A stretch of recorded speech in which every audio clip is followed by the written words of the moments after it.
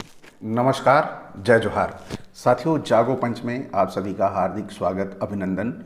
साथियों, आज जागो पंच आपके लिए बड़ी ही बेहतरीन पुस्तक 7 फेरों का ब्रह्मजाल लेखक भद्रशील रावत जी ने लिखी है। ये मैं आपके सामने लेके आया हूँ। इस पुस्तक में दिया गया है कि किस प्रकार हमारे समाज में जो शादी विवाह यानी जो 7 फेरों का ब्रह्मजाल शीर्षक नाम है, तो इस शीर्षक के अनुसार हमारे समाज में जो बेटियां होती हैं, बहन बेटियां होती हैं, इन पर देवताओं का हक अधिकार होता है। जब वह अपने हक अधिकार छोड़ते हैं तब वो किसी व्यक्ति के साथ शादी होती है। तो साथियों, इसके 7 फेरों के ब्रह्मजाल को समझने के लिए हम चलते हैं पुस्तक के उन अंशों की ओर जहाँ से हमें स्पष्ट होगा कि ये 7 फेरों का ब्रह्मजाल क्या था।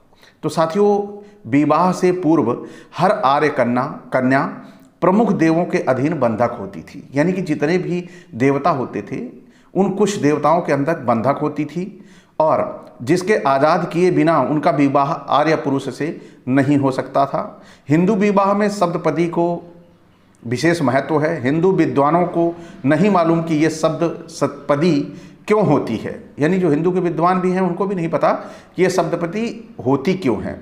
परम पूज्य बाबा साहब डॉक्टर भीमराव अंबेडकर जी ने चुनौती भरे स्वर में से पूछते हैं कि सभी वकील जानते हैं कि हिंदू विवाह में सप्तपदी कितनी अधिक अनिवार्य है और बिना सप्तपदी के कोई भी विवाह कानून नहीं माना जा सकता, लेकिन बहुत कम लोग जानते हैं कि विवाह में सप्तपदी का इतना अधिक महत्व क्यों है। सप्तपदी आखिर क्यों है, ये क्यों बनाई गई, इसके पीछे का क्या कारण है, यह कोई बताता नहीं और कारण भी सुस्पष्ट नहीं है। यह एक परीक्षा है, यानी जो इसका सबसे बड़ा सप्तपदी का जो कारण है इस बनने का, इसके पीछे है क्या, यह एक परीक्षा है इस बात की कि जो देवता वधू पर अपना प्राथमिक अधिकार मानता था वह अवदान लेकर संतुष्ट हो गया है या नहीं। यदि देवता ने उस वधू के वर को अपनी वधू के साथ कदमों की दूरी तक साथ ले जाने दिया तो इस बात का साबूत था कि देवता अवदान लेकर संतुष्ट हो गया है और उसने उस स्त्री के ऊपर से अपना हक छोड़ दिया है। अब वह लड़की मनचाहे पति की पत्नी बन सकती है। यह इस बात का प्रमाण है कि इस प्रकार की अनैतिकता ने न केवल देवताओं में बल्कि आर्यों में भी अपना घर बना लिया था। साथियों, यहाँ पर जो स्पष्ट करना चाहा है वह मैं आपको थोड़ी साधारण आम बोलचाल की भाषा में समझाता हूँ। यानी जो कन्या होती थी, जो लड़की होती थी, उस पर देवताओं का अधिकार होता था और वह देवताओं का अधिकार कैसे खत्म हो उस वधू के ऊपर से, उसके लिए जब वह 7 कदम यानी 7 कदम जिसके साथ शादी कर रही है, अगर वह उसके साथ 7 कदम चल लेती थी तो यह होता था कि नहीं, अब देवताओं ने इसको अपने बंधन से मुक्त कर दिया है, अब यह उससे शादी कर सकती है। तो साथियों, सबसे बड़ी बात है कि क्या हिंदू की लड़कियों पर ही इन इन देवताओं का अधिकार होता है या पूरे विश्व में जिसने ब्रह्मा ने ब्रह्मांड की रचयिता की, मतलब रचयिता थे और उन्होंने ब्रह्मांड की रचना की और ब्रह्मांड की रचना करने के बाद देवताओं का अधिकार केवल भारत की ही बेटियों पर है, भारत की बहन बेटियों पर था, या पाकिस्तान, अफगानिस्तान, श्रीलंका, रूस, चाइना, कनाडा, अमेरिका, लंदन, यहाँ की बहन बेटियों पर भी इनका अधिकार था। वहाँ पर जो शादियाँ होती थी उन पर क्यों नहीं होता था? तो ब्रह्मा ने यहाँ ये मान लिया जाए कि ब्रह्मा ने ब्रह्मांड नहीं बनाया, क्योंकि ब्रह्मा ने केवल भारत पे ही काम क्यों किया? ब्रह्मा ने पूरे विश्व पर काम क्यों नहीं किया ब्रह्मांड के रचयिता होते हुए? तो यहां पर जिसने भी ये देवताओं का अधिकार बेटियों पर, इन वधुओं लड़कियों पर जो देवताओं का अधिकार होता था, ये पूरी तरह से अवैध और ये गैर कानूनी बताया गया है। ये अंधविश्वास और पाखंड में डालने के लिए बनाया गया है। तो साथियों, चलते हैं पुस्तक और क्या कहती है। प्रश्न उठता है कि कैसी अनैतिकता, यानी जो आर्यों के ने के घरों में इन देवताओं का हस्तक्षेप हो गया था, अनैतिकता यानी जो व्याप्त थी, इसे प्रश्न उठता है कि कैसी अनैतिकता। इस प्रश्न के समाधान हेतु हम ऋग्वेद का अवलोकन करें। विवाह से पूर्व आर्य कन्या पर तीन तीन देवों का स्वामित्व था, यानी विवाह से पूर्व वह लड़कियां जो हमारे ये भारत में रहती थी, आर्य समाज की होती थी, इन आर्य समाजी लड़कियों पर तीन तीन देवताओं का स्वामित्व रहता था, उनके मालिक रहते थे। वो कौन कौन थे, आइए जरा उनके थोड़े रहस्य भी खुल जाएं, और रहस्य खुलने के साथ साथ ये हमें पता चल जाए कि आखिर ये देवता कौन थे जो इन लड़कियों के ऊपर अपना स्वामित्व रखते थे, अपना अधिकार रखते थे, और इन देवताओं को बनाने वाला कौन था। ये देवता केवल भारत में ही काम कैसे करते थे, और ये भारत के परिक्षेत्र के बाहर जाने का इनका सामर्थ्य क्यों नहीं था। आइए देखते हैं। तो यहाँ पर जो लिया गया है, पहला जो इसमें उदाहरण लिया गया है वह लिया गया है ऋग्वेद मंडल 10 सूक्त 85 मंत्र 40। यानी यहाँ पर जो भी बातें कही गई हैं वो तथ्यपरक हैं और साक्ष्य सहित हैं।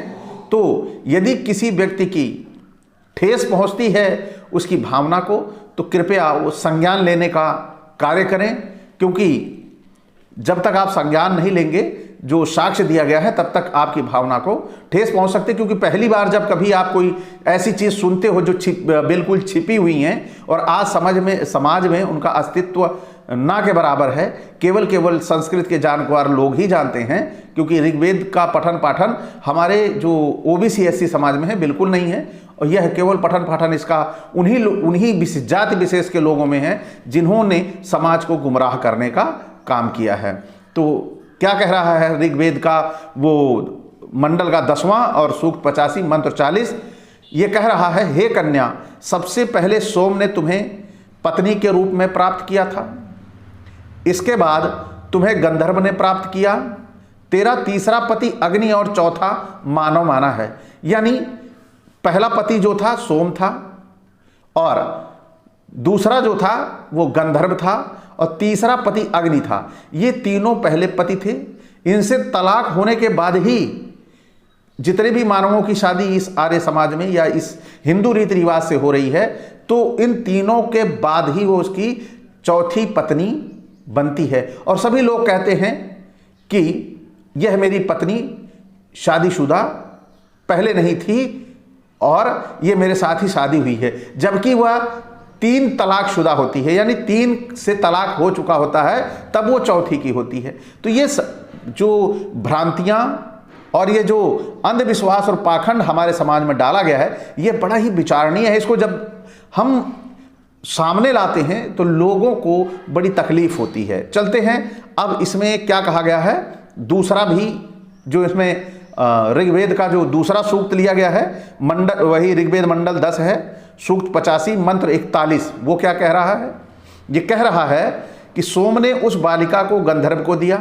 यानी सोम ने पहले वो जो कुंवारी कन्या थी, वो जो पहले सोम ने जब खुद शादी की तो सोम ने उस बालिका को गंधर्व को दिया, तो और गंधर्व ने अग्नि को दिया, और अग्नि ने यह मुझे पत्नी रूप में धन एवं पुत्रों सहित प्रदान की। यानी अग्नि ने जिसके साथ शादी हुई वह कह रहा है कि यह पत्नी मुझे धन और पुत्रों सहित प्रदान की, यानी कि बच्चे भी थे पहले उसके। यह बड़ी ही विलक्षण कहानी है, यह शर्मनाक है, अनैतिकतापूर्ण है, लेकिन ये हमारे समाज में प्रचारित प्रसारित नहीं है, वरना लोग इन्हें खदेड़ खदेड़ के मारते कि आखिर ऐसी बातें कहने का अधिकार तुम्हें क्या है। लेकिन अब समाज हमारा आस्था और पाखंड के समंदर में डूबा हुआ है, तो वो इस पे सवाल उठाना नहीं चाहता। अब आइए, उक्त मंत्र से प्रतीत होता है कि मानव को पत्नी रूप में सौंपे जाने पर कन्या के पास 3 देवों से उत्पन्न पुत्र भी थे।